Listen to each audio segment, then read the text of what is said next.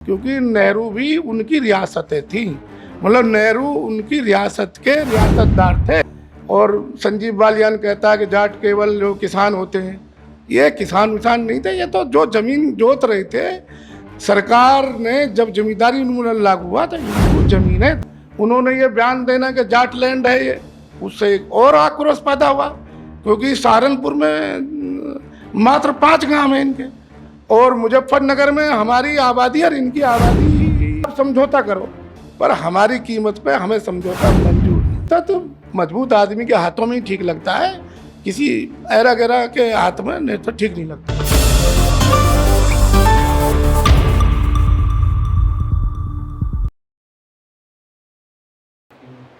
नमस्कार, मैं राकेश मोहन सिंह और आप देख रहे हैं प्रजाहित। दर्शकों, 800 AD राजपूत समाज, 800 AD वो वर्ष था जब राजपूत समाज का राजनीतिक प्रतिनिधित्व भी बढ़ने लगा और हिस्सेदारी भी बढ़ने लगी। 21वीं सदी का ये तीसरा दशक चल रहा है। आज अगर बात करें 2024 18वीं लोकसभा के गठन से पहले, राजपूत समाज अपने प्रतिनिधित्व की लड़ाई लड़ रहा है। भाजपा का परंपरागत वोट बैंक कहे जाने वाला राजपूत समाज आज भाजपा के सामने खड़ा है और पूरे आंदोलन, पंचायतों का लब्बो-लुआब निकाले तो पूरी तरीके से लड़ाई ये है कि जो हमारी आबादी है, जो असल आबादी है, उसके हिसाब से हमें प्रतिनिधित्व मिले। हम लोग बात करेंगे अभी अनूप राघव जी से, राजपूत महासभा के अध्यक्ष। दरवाजे खोल सकते हैं साहब, स्वागत है आपका प्रजाहित में। पहला प्रश्न तो मेरा यही है कि जब मुख्यमंत्री आपको ठाकुर दे दिए तो बाकी नाराजगी क्यों?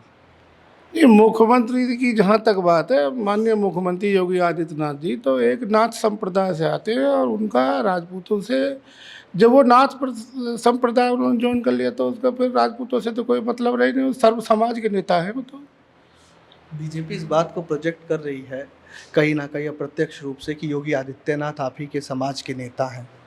योगी भी आते, अभी सिसोली आए थे 2 दिन पहले, तो उन्होंने बाबा औगड़नाथ क्रांतिकारियों का नाम लिया। एक तरीके से आप लोगों को मनाने की कोशिश है।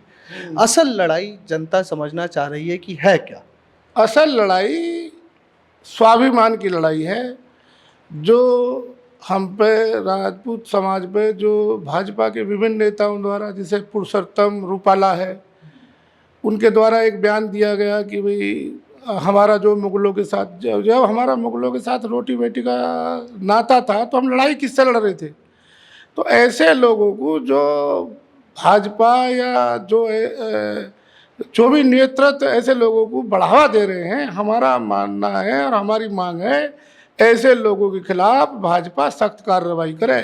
उपेक्षा तो एक दूसरा विषय है कि भाई हम नेतृत्व करने वाले लोग हैं, तो यदि सब लोग नेतृत्व थोड़ी करते हैं। घर में मान लो 10 लोग हैं तो 10 के 10 नेता थोड़ी होते हैं, उनका एक कोई मुखिया होता है। ऐसे ही हमने इस देश को उस समय नेतृत्व करा है जब हमने मुगलों से लड़ाई लड़ी है। तब ये 12% की और 6% की और 8% की गिनती कहाँ थी, तब ये जाके लड़ते। तो हमारा बेसिक जो विरोध है वो इन्हीं बातों को लेकर है। ऐसी जो लोकल यहाँ पे कोई नेता है मुजफ्फरनगर से जो लड़ रहे हैं, उन्होंने कहा कि भाई जाट जो है वही किसान होते हैं।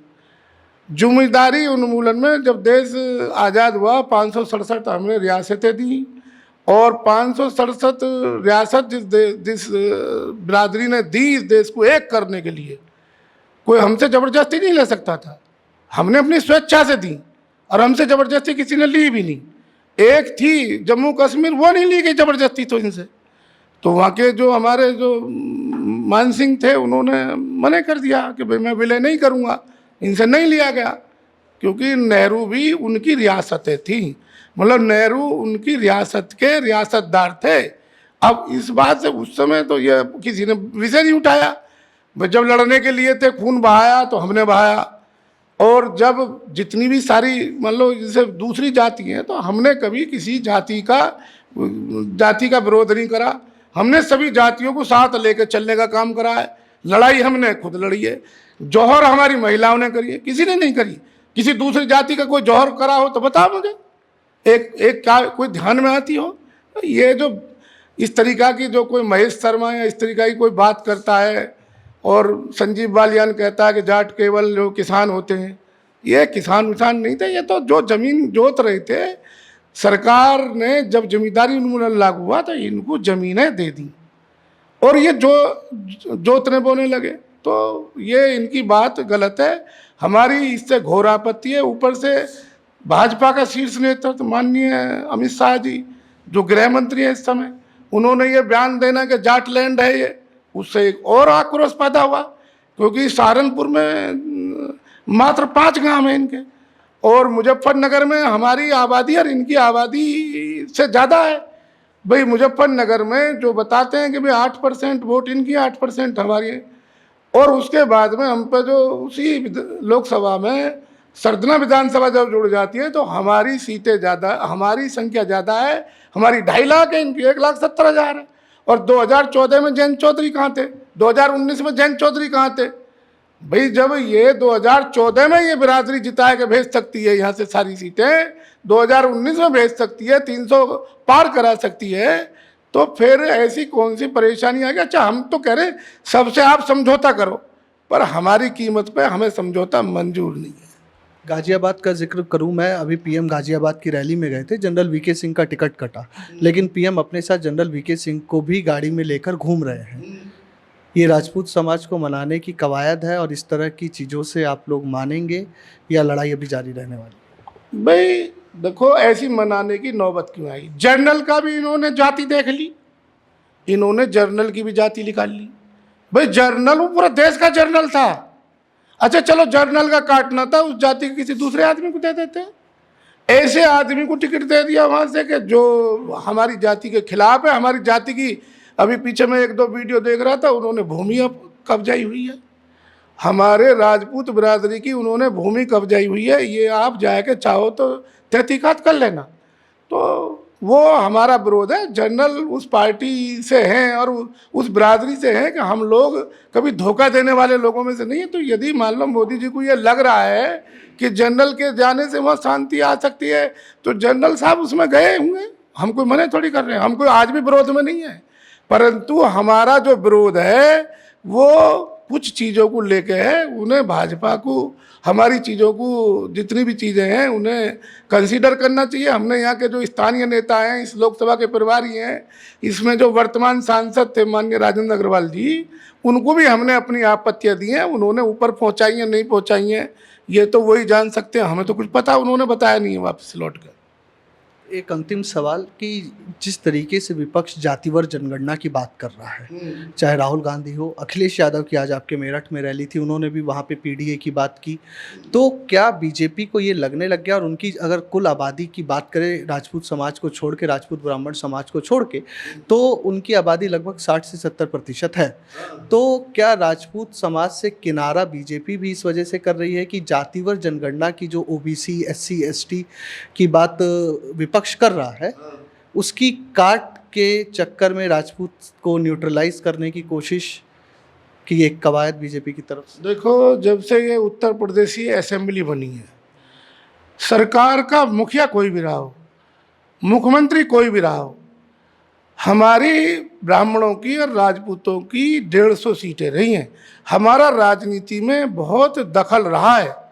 तो माननीय मायावती रही हो, कुमारी बहन मायावती रही हो, अखिलेश रहा हो, या मुलायम सिंह जी रहे हो, या कोई भी रही हो, सरकार कोई भी हो, आप उठा के देख लो पीछे का, और हमें इस आधार पर ये यदि धकेल देना चाहते हैं तो ये धकेलने वाली कोई, हम कोई वैसे थोड़ी है कि कोई भी हमें आवेगा चलो भाई भेड़ बकरी की तरह हाँक लेगा। भेड़ बकरी की तरह उन लोगों को हाँका जा सकता है जो लोग वैसी नेचर के होंगे। क्षत्रिय अपना हक लड़के लेना जानता है पूरी ताकत से।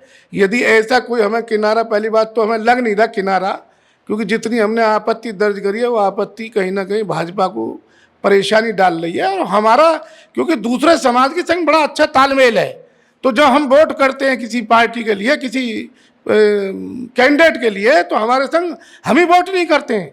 जैसे हमारा एक गांव है यहाँ पे किनापुर मेरठ में, उसमें 6,500 की पोलिंग है, और प्रधान उसमें राजपूत रहता है, और 650 वोट वहाँ पर राजपूतों की है। तो हम नेतृत्व करने वाले लोग हैं। ऐसा करने वाले सत्ता में न पहले रहे और ऐसा करेंगे तो न आगे रहेंगे, ये बिल्कुल निश्चित है। मानेंगे कैसे? बीजेपी तो चाह रही है आप साथ में रहें। नहीं, हम मानेंगे, हमारी मांगे हैं, हमने 8-10 बिंदुओं पे कहो, यदि कहो तो मैं आपको बता देता हूँ जो हमने प्रत्यावेदन यहाँ के लोकल नेताओं को दिया हूँ, मैं आपको पढ़ के संक्षिप्त में मैं बता देता हूँ। जैसे एक हमारा विषय मैं आपको बता रहा हूँ, इसमें हमने भाजपा के जो शीर्ष नेतृत्व द्वारा समाज को पश्चिमी उत्तर प्रदेश में लोकसभा टिकटों में उपेक्षा की गई, ये हमारा एक ये भी विषय है। एक लोकल जो यहाँ का लोकसभा मेरठ का जो अभी वर्तमान में कैंडिडेट हैं, उन्होंने अरुण गोविल जी ने कहा कि भाई मेरी पत्नी राजपूत समाज से आती हैं, चौहान है अलीगढ़ की। ये एक जांच का विषय है, इसमें हम जांच करा रहे हैं। अभी तक हमें इसमें कोई तथ्य सामने ठीक स्पष्ट नहीं हुआ है। तीसरा, माननीय योगी जी की जो मोदी जी की जो रैली मेरठ में हुई थी, माननीय मुख्यमंत्री का उसमें इतने मतलब जो इतने हिट मुख्यमंत्री हैं जो पूरे उत्तर प्रदेश में नहीं, पूरे देश में नहीं, विश्व में जिनकी मांग है, उनका वहाँ से फोटो हटा देना भी एक समाज में नाराजगी का विषय है, उसे भाजपा ने संज्ञान में लिया है। तीसरा, जो गृह मंत्री जी द्वारा शीर्ष नेतृत्व भाजपा के द्वारा पश्चिमी उत्तर प्रदेश को जाट लैंड बता देना, 36 बिरादरी रहती है यहाँ पे और हम उसमें एक बिरादरी जाट भी है, तो ये सर्व समाज लैंड है, हम इसका पुरजोर विरोध करते हैं। ऐसी भाजपा के नेताओं को, शीर्ष नेतृत्व को ऐसा कोई विषय नहीं रखना चाहिए था। अब गुजरात में जैसे पुरुषोत्तम रूपाला का है, पुरुषोत्तम रूपाला ने कहा कि भाई अंग्रेजों के साथ, मुगलों के साथ हमारा रोटी बेटी का संबंध रहा है। वो पता ना किस समाज से आता है, हमें तो उसके समाज का ठीक से पता भी नहीं है, आपने भी शायद नहीं सुना होगा। वो ऐसी घटिया बात कोई घटिया ही व्यक्ति कर सकता है? उसकी बहन बेटियों के लिए हम टिप्पणी करें, ऐसा हमारा कोई संस्कार तो है नहीं। और नहीं, हम भी उसको जवाब दे सकते थे, पर परंतु क्योंकि हमारा ऐसा संस्कार नहीं है। राजपूतों का इतने सारे जो आदर्श पुरुष, राम हुए, कृष्ण जी हुए, और या जो भी आदर्श पुरुष हुए, वो क्योंकि राजपूत जाति में इसलिए जन्म लिया उन्होंने कि राजपूत जाति में उच्च कुल में जन्म लेके ही कोई नजीर बनाई जा सकती है। सीता का दिया जाता है, राम का दिया जाता है। ये तो सारे जो ध्रुव विरोधी है, तुम्हारे अखिलेश हो, मायावती हो, रामराज की कल्पना क्यों कहते हैं? क्यों नहीं? और बहुत सारे चीज़ हैं, उनकी क्यों कल्पना की बात नहीं करते? तो पुरुषोत्तम रूपाला एक बहुत ही घटिया निकृष्ट सोच का व्यक्ति है, और वो ऐसी जातिवादी राजनीति करता है जो उसने वहाँ कहा हमारे समाज ने ये करा। ऐसा उसका समाज ने कुछ करा होता तो वो इतिहास में दर्ज होता। उसका उसके द्वारा उसके माफ़ी मांगना दोबारा से कि भाजपा का चुनाव है, नहीं तो मैं जो भाजपा का चुनाव नहीं होता तो मैंने अपने जीवन में माफ़ी नहीं मांगी है। माफ़ी नहीं, ये समाज ऐसा है, उसे नाक रगड़वा देगा, नाक भी रगड़नी पड़ सकती है उसे। तो प्रतिनिधित्व ठीक मिलेगा तो आप लोग समर्थन में जा सकते। प्रतिनिधित्व से पहले हमें सम्मान की आवश्यकता है। प्रतिनिधित्व तो ये ऐसी जाति है, राजपूत जाति, ये ले ही लेगी, किसी में रोकने की क्षमता ही नहीं है उसको। प्रतिनिधित्व भाई घर में कोई लंगड़ा लूला होएगा, उसे थोड़ी चौधरी बनावेगा घर का कोई आदमी। घर में 5 लोग भाई होते, एक आदमी को मजबूत, जो अकल से भी मजबूत हो, शकल से भी ठीक हो, हाथ पैर से भी ठीक हो, उसे ही तो नेतृत्व दिया जाता है घर का। ऐसा थोड़ी किसी को चलते फिरते को नेतृत्व देते।